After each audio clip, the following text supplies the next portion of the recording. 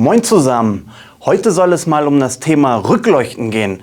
Ich weiß, jetzt denkt ihr, okay, das ist nicht super spektakulär, aber Moment, ich habe die Modellreihe 260 mitgebracht. Eine super flexible und vielseitig einsetzbare Plattform.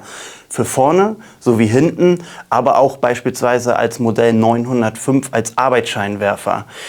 Aber lass uns das erstmal Stück für Stück durchgehen. In dem Fall habe ich die Rückleuchten dabei und wir sollten uns die alle mal einzeln anschauen, was die so besonders macht und was die können. Lass uns zuerst einmal auf die Gemeinsamkeiten der Modellreihe 260 schauen. Zum einen, alle Versionen laufen mit 12 bis 24 Volt und sind damit sehr vielseitig einsetzbar. Standard sollte sein, ich erwähne es trotzdem einmal, IP67 sowie IP69K, im Klartext absolut wasserdicht, staubdicht und sogar geeignet, um ihn mit einem Hochdruckreiniger zu reinigen. Des Weiteren seid ihr in der Montage sehr flexibel. Ihr könnt die Leuchten vertikal wie auch horizontal montieren und die Straßenzulassung bleibt davon absolut unberührt. Kommen wir nun zu den einzelnen Varianten. Ich habe euch hier mal beispielhaft 4 unterschiedliche Ausführungen mitgebracht.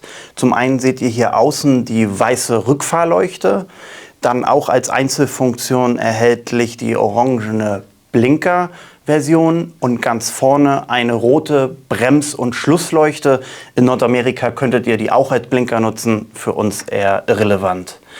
Wo es wirklich interessant wird, ist hier die 5-in-1 Kombileuchte. Die beinhaltet nämlich all diese Einzelfunktionen und zusätzlich noch die Funktion als Nebelschlussleuchte, da dies beispielsweise bei Flurförderzeugen ebenfalls in der Straßenzulassung relevant wird. Lass uns nochmal über das Design von der Modellreihe 260 sprechen. Also wie ich finde, sehr moderner Look, flach aufbauend und damit super flexibel an verschiedenen Fahrzeugtypen zu verwenden. Aber damit das auch wirklich eure nächste Rückleuchte wird, habt ihr die Möglichkeit, hier euer eigenes Logo integrieren zu lassen. Das Ganze funktioniert über das sogenannte In-Mold-Labeling. Und wenn euch das interessiert, habe ich euch mal einen Beitrag dazu bei uns in der Videobeschreibung verlinkt. Bevor ich es vergesse, wir sollten auch noch mal kurz über die Montagemöglichkeiten des Modell 260 sprechen. Was ihr hier nämlich seht, ist die ganz klassische Flanschmontage. Die erkennt ihr daran, dass ihr hier diesen verbreiterten Flanschrahmen habt und ihr seht hier diese vorgebohrten Montagelöcher. Das ist also wirklich so die ganz klassische Montage.